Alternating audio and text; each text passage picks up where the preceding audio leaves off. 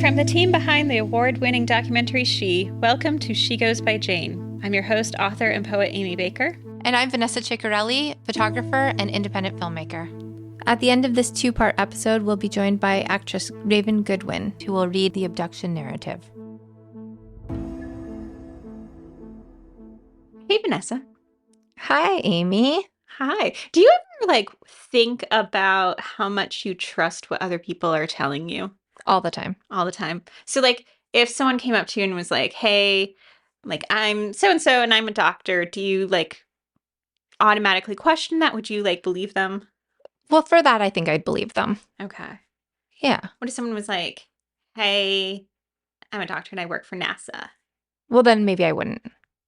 Or maybe I'd believe that they're a doctor and that maybe they've done something for NASA at some point, and now they just consider themselves working for them. Okay. So, it's levels of... Yeah, because I was thinking, if someone said that to me, that they're a doctor, I would probably believe them. If they said they worked for NASA, I might believe them. Yeah. Right? It's not that far off. And also, why would you lie about those things? Right. Those just seem like pretty normal everyday things. What if someone said they're an alien? Then I would probably make up an excuse as to why I have to leave and do something else, because I certainly wouldn't believe that. Yeah. Yeah, that would get into a spot where I think I would feel extremely uncomfortable with where the conversation is heading. Right. So, I just, sometimes I just wonder, who are the people who would believe those things?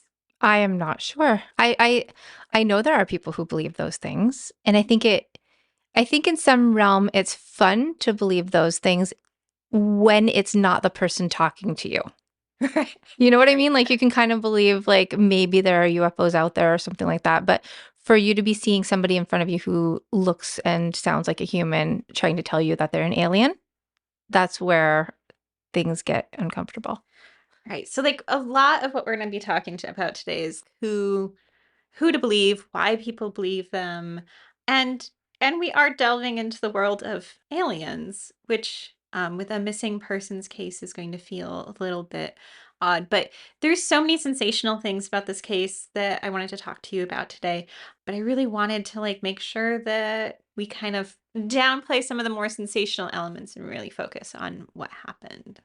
Sounds good. Okay. So, today we are talking about a woman who is missing, but we most likely are well aware of what happened to her because there are people who have been convicted of her murder, which is a lot different than a lot of missing persons cases where we're like, I don't know what happened to them. So, we're going to talk today about a woman named Girly Chew who has been missing since 1999 and was most likely murdered very shortly after she was kidnapped. Okay. So this case has been covered a lot. The trial for it was all over court TV. So it's highly likely that a lot of our listeners have heard this story before, but I think it's important to cover for a lot of reasons. And one is to shine a little bit more of a light on her life before this sensational murder happens. Her name is Girly Chew. She's often referred to by her married name, Girly Chew Hassenkopf, but during the trial, during the sentencing of one of her murderers, someone made a really great point that we should not refer to her by her married name and by the person who killed her, which is her husband. So that's the Hassenkopf? Yeah. So just Girly Chew. Girly Chew. Okay. So Girly was born in 1963. She's the oldest of three children. She lives in Malaysia and worked at a bank there. And she worked at one of their most popular banks because it is visited by tourists all the time because it's in this historic building. And so she decides to take a trip in 1989 with one of her friends. So they decide they're going to take a girls' trip to the United States. And that's her first trip to the US. Okay. So there are two different stories that happen here. We're trying to leave room for both of them. She comes to the United States and they decide they like it so much they are going to come back every year. So she starts doing tourism to the United States regularly. Okay.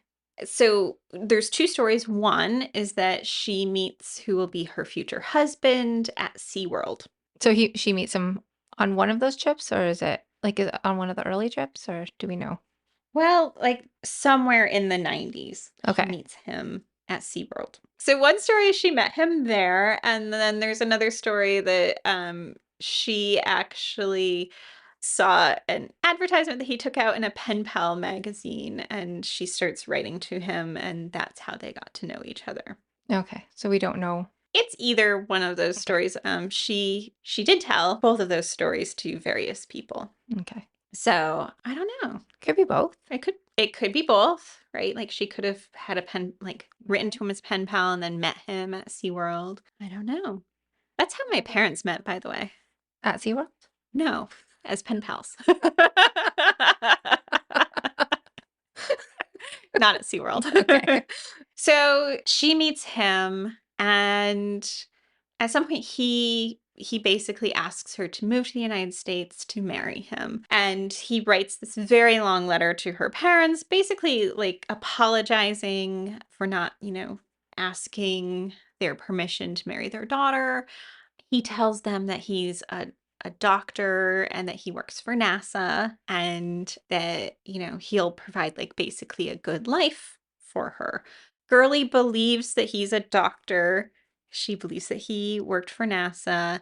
She also believes what he told her, which is that he lived in Switzerland and had like a trust fund there. He's like trust fund baby, basically. Okay. So, I mean, all of that seems like it could be believable, especially for somebody who doesn't live in the United States, right? Right. So, I mean, Yeah, that's those are okay. Like, yeah, Yeah. Like, why would you necessarily question those things? right. Right. Yeah. So her parents are not necessarily thrilled with this setup. Their daughter is like moving halfway across the world for like to be with someone that they've not met. There's some like red flags there for them, Mhm. but ultimately what she does is fly to the United States, specifically to New Mexico to meet up with who will be her future husband. His name is said a lot, and so during this, we're just gonna call him her husband. Sounds good. Yeah. Like, he doesn't need any more name recognition there. And the name that she knew him by is not his real name anyway, so Husband's fine. husband's fine. So she flies in at the end of December, and they get married early the next year in 1993. So Okay. that's where we are with that. He buys a ring. She moves in with him. They eventually move into a house on this street called Moon Northeast in Albuquerque, New Mexico. And everything seems to be going fine, but there is a room in the house that he tells her that she cannot go into. Okay. That's very strange, Right. right? It's very Bluebeard. Like, Yeah, like what is in there? what is in there? Yeah. She does not go into the room though, because like that is his personal space. When he's home with her, he spends most of his time in there. Would you be able to do it? No, Me neither. I would be breaking into that room. like immediately. Yeah. Yeah, Yeah. yeah. I don't have like great boundaries, so so I I would have just broken into the room. Yeah, I think I have okay boundaries, but not when it comes to something that weird. Right, like a whole room A in your whole house. room in a house that you're supposed to be sharing. So it's not like you're just visiting even. And even if you are, like what the heck is in that room? What the heck is in the room? So now Yeah. you want to know what's in the room. I want to know what's in the room I'll very tell you badly what's in the cuz room eventually, but okay. yeah, Yeah, because I it's know not what's in just the room. like he's concealing a mess, like a normal like if you're coming to my house and I'm like, "Please don't go in that closet." You know it's just because it's really messy and things might injure you. Right, like you've picked up everything in the house and like shoved it into the closet I before. have one of those. Yeah, that happens. But Yeah, like if it's your partner and it's a room that you're not allowed to go into, right. it's something different, right? Know what's in the room. Right. Okay. So they move in together. They're renting this house. There's the room. She gets a job at a local Albuquerque bank. So she continues her career that she had started in Malaysia. And they sent her to like basically one of like the worst branches because like they can't keep employees there. But like it's important to know that Girly is super dedicated to her job. She's very professional, super efficient, and she like excels there. So she's doing good. That's great. Yeah. She makes a friend at the bank named Ernie, who's a woman, and, you know, Ernie and Girly and the husband, like, often have, like, social interactions with one another. Now, what Ernie says is, like, she sees red flags pretty early. Like, she initially believes the whole doctor thing, but she starts to get a little suspicious of what's going on because he, based on the timeline that he has told them, would have just graduated medical school. But he's also gone all the time because he says that he's an in demand heart and lung surgeon across the country, and they call him out all the time to go on cases. And so he is traveling for that. And she's suspicious because she's like, didn't that guy just graduate? He's too new to be that in demand. Right. Right, and how did he fit in his career with NASA into this? Yeah. He's multi talented, I guess. I guess. Yeah. Mhm. So things are progressing in terms of Girly's relationship with her husband. She is unable to get pregnant. So she starts some fertility treatments. Those are unsuccessful. So instead, they get a puppy. Okay. Okay. And then the puppy dies. Oh, no. Oh no. Ho Why? They get a replacement puppy. Okay. That puppy goes missing. What is happening to the puppies? Are they in the room? Someone check the room. Someone check the room. It doesn't really like sound so good, It right? doesn't sound good because, Okay. 1 puppy, maybe. Maybe 2 puppies? two puppies. No. No, no. So Ernie's like, Right. mm. But also, Girly, cannot have children. She does not want to adopt. But one day the husband comes home with a baby, What? like a whole baby, Vanessa. Where did this baby come from? Okay. So Girly says like he has adopted this baby. That's what he has told her. With like, as a surprise? It seems to be. I'm not sure of the like actual dynamics here, but Ernie does say that Girly had not wanted to adopt. Imagine just being surprised one day with a baby. I mean, I was not surprised with the baby, and just like I couldn't handle like a whole baby, so like I planned a baby, and Yeah, yeah, that was overwhelming. Okay, so it's a son, and this is the kid they're going to raise together. Okay, so we're going to refer to him as the son. okay. Yeah, he deserves some privacy. Well, yeah. Yeah, And yeah, poor kid. the poor kid. So like he's brought in, and Girly starts raising him as her son. No choice. No choice. This is where we are, right?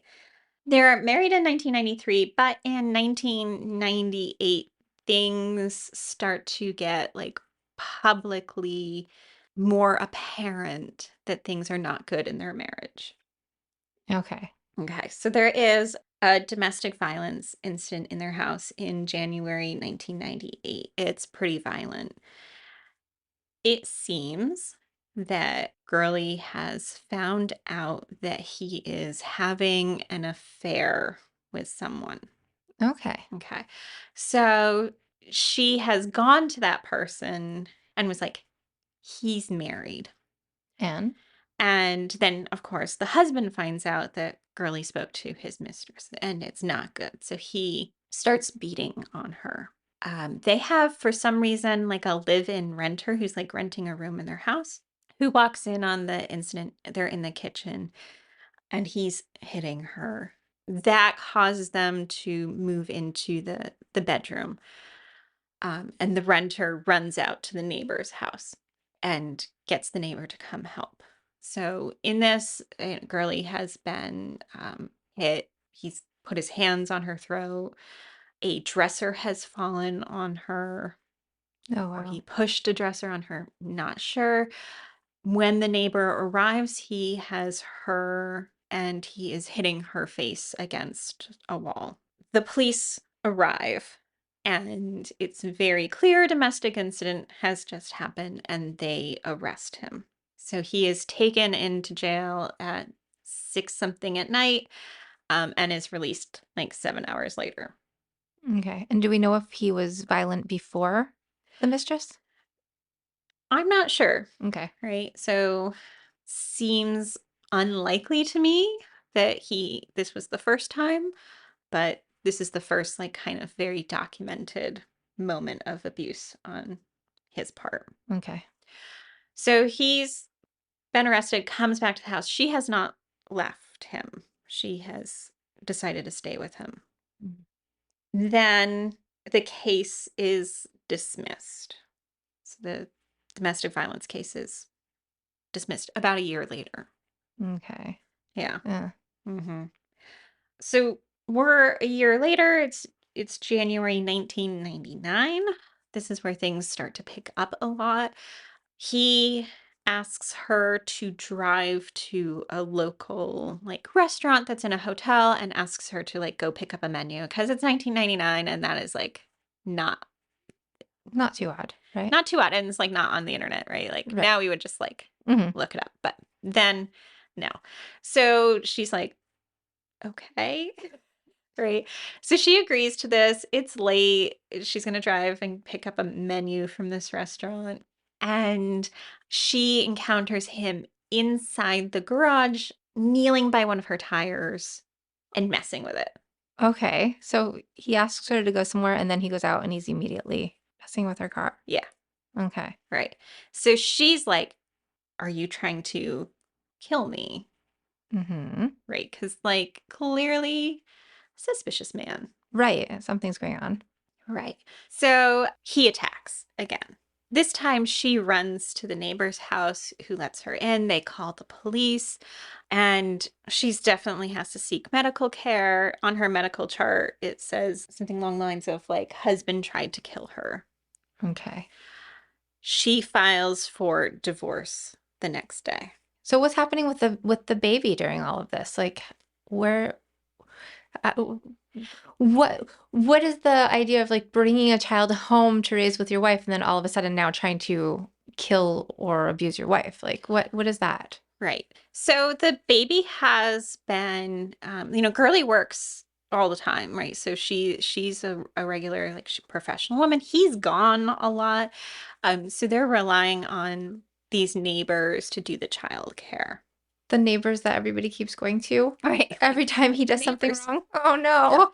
So, but I'm going to tell you at this point something that Girly does not know. The child that he has brought in is in fact his biologically. Oh. Yes. Oh. Yes. So on one of his times that he was away, he met a woman in Canada. Separate from the mistress. This is like another mistress? Yes. So there are many women in this scenario. So this is the child's mother. He meets her and they basically start a relationship. Like And she lets him have this baby? so okay. So at some point he decides that he is going to impregnate this woman. He deliberately decided to. Yes. Oh, okay. Yes. Basically, this man has a history of convincing people of a lot of things. How does he have time to accomplish all of this? I, he's gone all the time, right? Oh my Like God. what responsibilities does he have? He Right. doesn't actually have a job. Like he has no actual job. He is not employed as a surgeon. He does not have a medical degree. Like he's just completely lying about a lot of things. So So where's money come from? we'll get Am to I that. am I too far ahead? You're okay. Okay. So basically this woman, he convinces that he's in love with her and that they have a relationship and at some point he intentionally decides he's going to impregnate her. She gets pregnant and has the baby and he convinces her that there's something medically wrong with the child, that he has to take the baby from her. Okay. So he convinces her to fly to Mexico when the baby is about 3 weeks old. And then he takes the baby from her So this baby's basically kidnapped from its mom now at this point. at this point. Yeah. Okay. She thinks that like there's something going on medically with the child and that there's a reason that like she can't be with her her child. And this is the baby he brings back to Girly. But Girly doesn't know this. She just thinks that there's been some sort of like adoption process that has happened. Oh, okay. Right. So we have like a complication here, and that this child is biologically the husband's, but she doesn't know that. Right. Okay. Okay. So she files for divorce. She is going to leave him. Now, in the meantime, at some unknown point in time, she has decided to go into the locked room. Okay. Finally. Yes. This is where she finds out some things, that the name that he told her is not the name that he was born with. Okay. Okay. She finds out that he is not a medical doctor. Okay. Okay. She finds out that there are other women. One, he has a restraining order against him by another woman.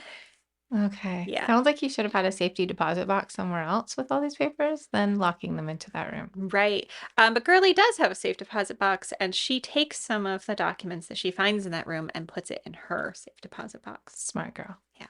Yeah.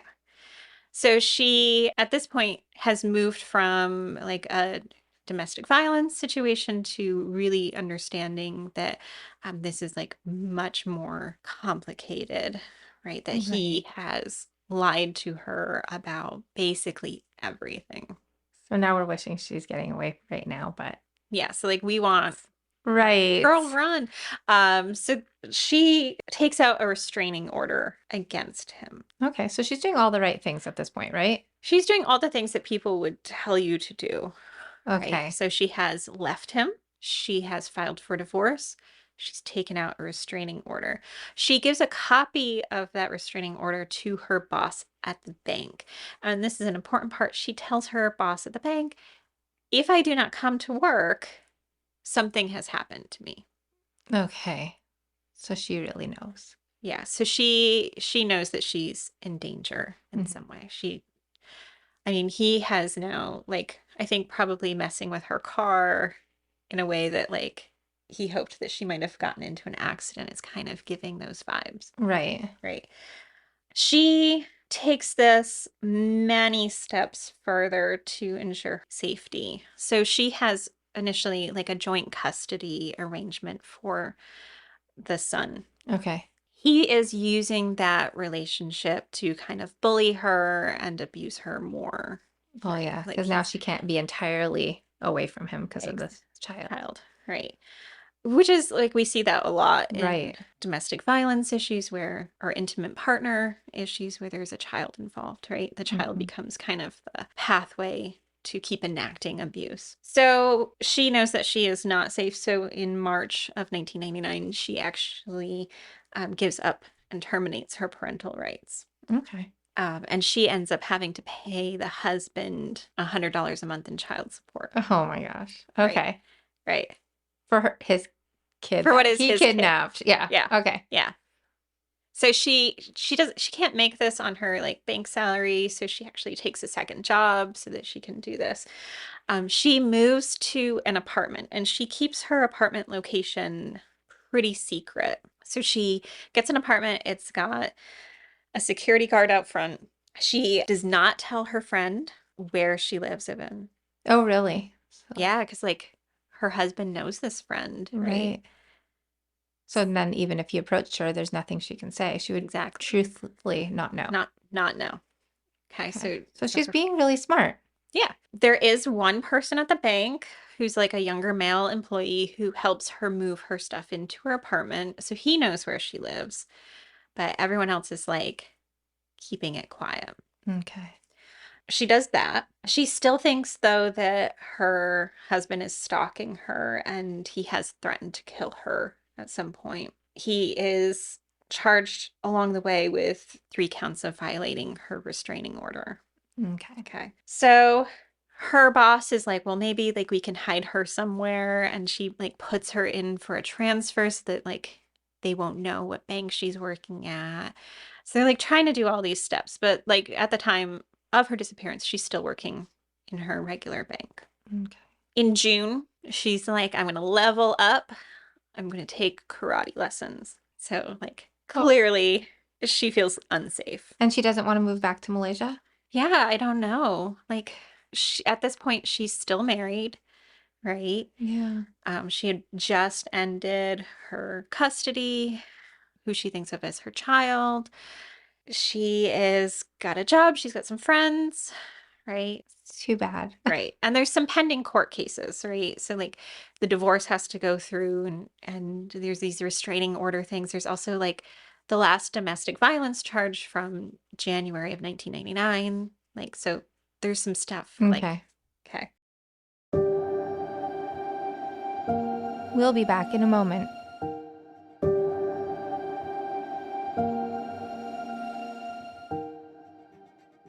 So we're in the summer of 1999.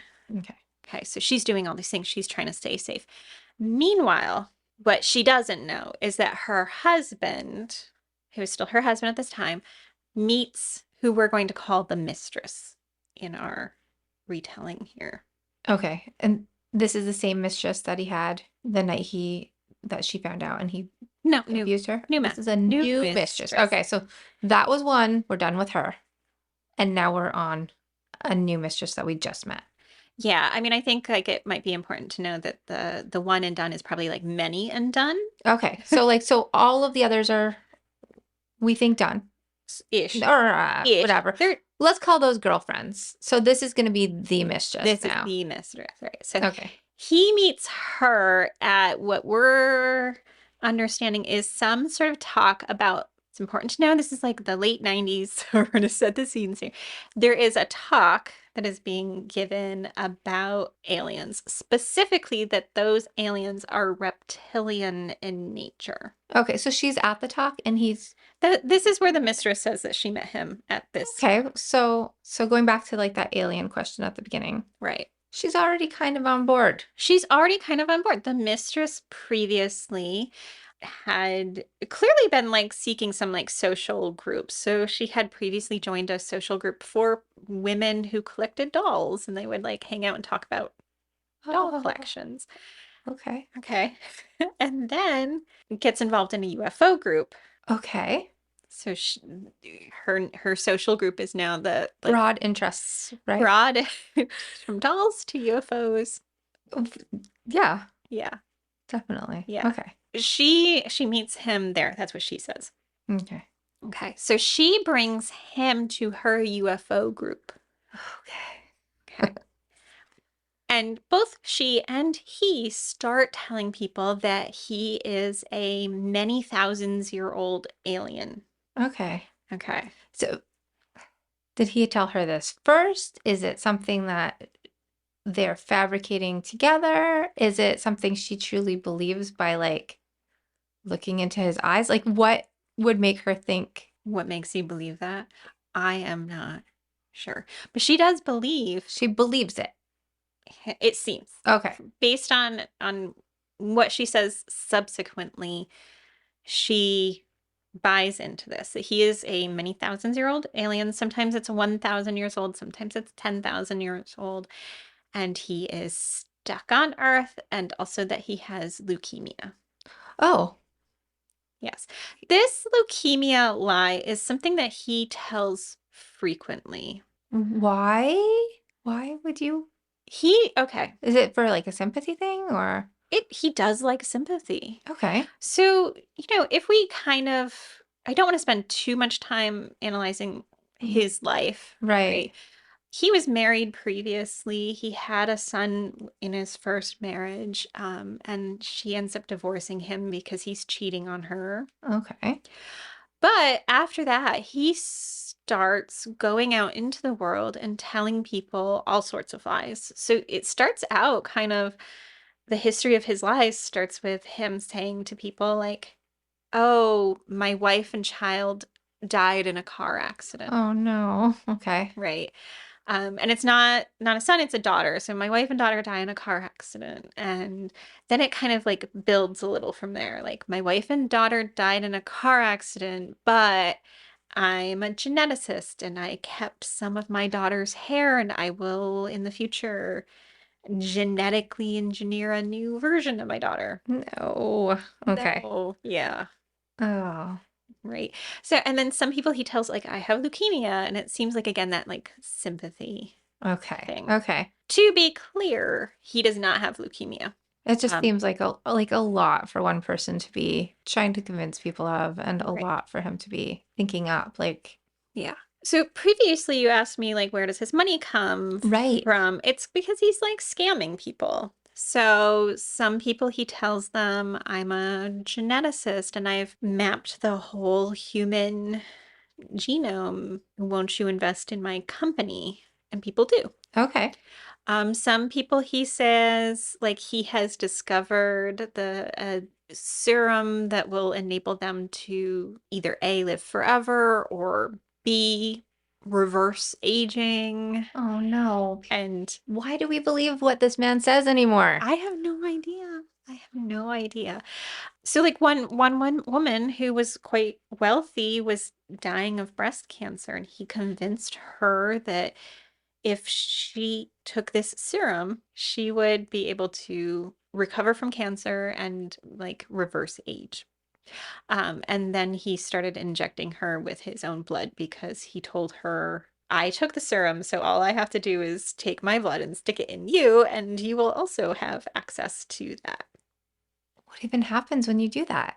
I don't know. That doesn't Because seem safe. like your blood types are not the same, and like that seems okay. Yeah. I don't know about any of that, but it just sounds unhealthy. Right. So he has a long history of lying to people, and his current iteration of it is that he's a reptilian alien and has leukemia. Okay. Yeah. It's just too much. So, like, this is a group of UFO people, but apparently the UFO people were like not buying it. Is it the reptilian part? Did that just go over the edge too much? Like, I don't know which part Like, was too like is that much. just like too much? like this is a group of people who like meets because of their like shared interest in UFOs, and they were like, not Mm-mm. it, dude. No. No. But there is one man there who is, we're going to refer to him as M.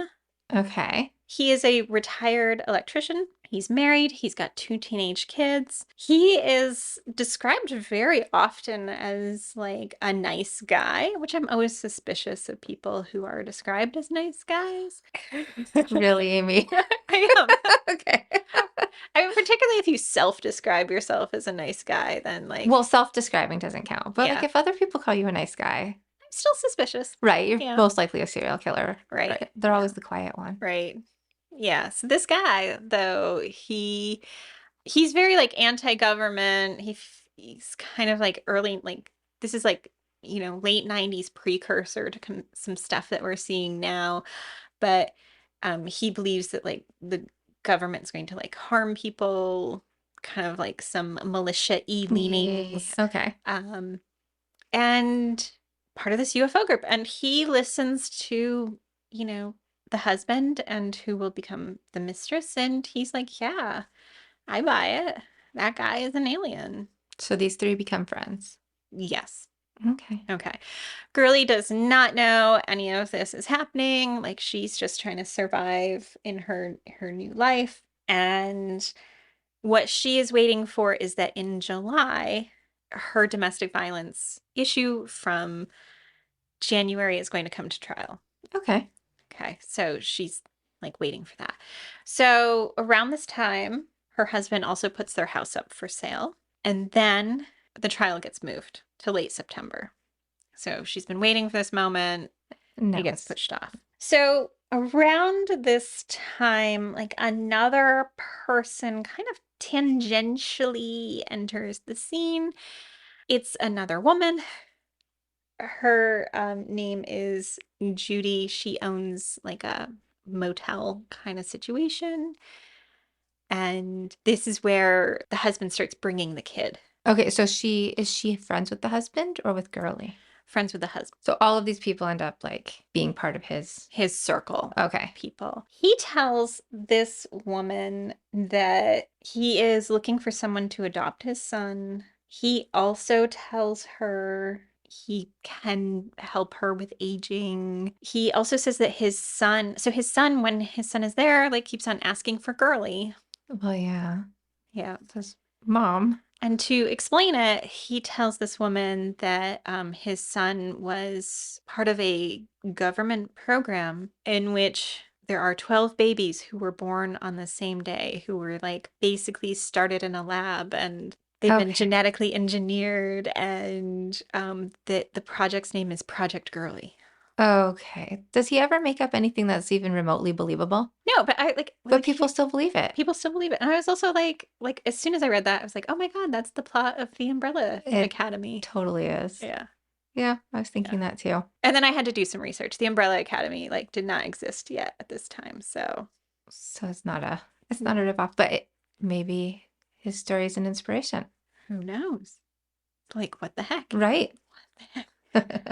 So this woman believes him too. Where she's Okay. like, oh yeah, that seems normal. So she thinks she's having a relationship with him. They're like instant messaging at the time. So this is another romantic relationship, or is this just a friendship? It seems romantic in nature. They're definitely like sexting. Was sexting a thing? Yes, Vanessa. Yeah, I guess so. I guess so. I, Yes. I maybe I didn't text enough in the 90s. We learned some things about each other Right. there. Sexting was a thing. Anyway, um, How can I think about the 90s as so long ago, but also not at the same time? I know. I think Like, that's where I'm like, yeah, wait, it seems like but no. Okay. you just have to visualize like think back, like what were the late 90s like, right? Right. So Judy, the new lady, she tries to find like an adoptive couple for the son. It falls through because the couple takes the kid and the kid like attacks their other kid. Okay. And so they're like hard pass on the Well, yeah. situation, right? And their kind of communication, the husband's and Judy's like fizzles out. So So yeah, we're almost done we're with done her. with She Judy. reappears later, but she's just kind of in the mix. He contacts another woman to facilitate an adoption. She is concerned, though, about the child's health, and based on like kind of what is going on, is worried that the child might have been kidnapped. Okay. Right. So she is like, red flags are here. So she contacts the FBI. Okay. On her 36th birthday, Girlie is called into the FBI to sort of ascertain like where this kid came from and what might be going on. But again, like Girlie does not know much about this, Okay. right? But she spends part of her 36th birthday just like going over this. Okay. So that's kind of like the precursor of what's going on before she goes missing. Okay. So it is now the day that Girlie is last seen, which is September 9th, 1999. She does her usual work day. She's in a competition to get the most referrals Okay. because she's like a badass hard worker, right? So she is staying to like manually enter in all of her referrals. So her work colleagues see her there. She then goes to her P.O. box. So she has a P.O. box for additional safety so that people won't know her address. She checks her mail and she mails out a letter to her parents in Malaysia. At 7:03 p.m., which is significant, she calls her phone company because there's a missing bill. So Okay. she's trying to handle that. So we do know there's an outgoing call at that time. Now, one of the safety things that Girlie set up is that she would call her friend or her friend would call her when she got home from work. Okay. Okay, so that there's a Ernie. safety We're check-in. calling Ernie. Ernie, yeah. And then okay. Yeah. So she's going to check in. That's their safety protocol. Her friend does not hear from her. Okay. So she starts calling between like 7 and 9 p.m. pretty like regularly, trying to get in touch with her. And no answers. No answers. Okay. Eventually her friend's like, I'm going to go to bed. Maybe something came up. She forgot. We'll see in the morning. The next morning, Girlie's supposed to be at work. She doesn't arrive. Immediately, her boss is like, oh no. The work colleagues are like, oh no. She's never late. She never misses work. Something's going on. And she gave them that scary warning. And she gave them that scary warning. Her friend, Ernie, she's like, I'm going to call her in the morning, does not get in touch with her, calls the bank and is like, is she there? And then they're like, something's wrong. Something is definitely wrong. So at this point, Ernie knows that Girly's not answering the phone, and Girly's already given that warning to everybody at work that if like it's almost like she knew she was going to go missing at some point. It's just like if something happens to me, this is what's happened. Yeah, I mean, it's very clear that she was aware that something could happen to her, and her friends were aware too. I mean, I think like revisiting what you said earlier about what like Girly's doing all the right things, She is. right? She's doing everything that I think any of us would think to do. Right. And it just thinks that like, or it just seems like that our systems do not do enough to protect people who are trying to leave like intimate partner violence situations or domestic violence situations. If you do all the things that you should, and also you take those things a step further. Right. Well, and she was doing those things. She had the restraining orders, but it just seems like the violation of that wasn't taken as seriously. You feel like if somebody violated that something more would happen to protect you. Right. But like even things like her domestic violence case, like the initial trial is like 6 months after that happens. So much can happen in And this then, amount of time, right? yeah, and then it gets moved, a few more months down the line. So, like, in those intervening months, what would anyone do, right? Right. We're giving ample time for not only doing something, but planning to do Yeah, something. exactly. Girly's case is the story of so many women in particular who are trying to leave abusive partnerships. You're right. This case is very, very complicated, and there's just so much to it. So I'm looking forward, and I'm sure the listeners are also looking forward to hearing about what happens next. Now we are going to listen to Amy's poem, The Abduction Narrative, read by Raven Goodwin. Raven has been acting since she was 4 years old, with childhood roles in Disney's Good Luck Charlie and Just Jordan on Nickelodeon. More recently, she has worked on shows like Being Mary Jane and the Showtime comedy Smilf. She also played Denise Clark Bradford in the biopic The Clark Sisters, the First Ladies of Gospel, alongside Missy Elliott, Queen Latifah, and Mary J. Blige. The Abduction Narrative, Girly Chew Hassenkopf, 36, missing since September 9th, 1999, from Albuquerque, New Mexico. 1.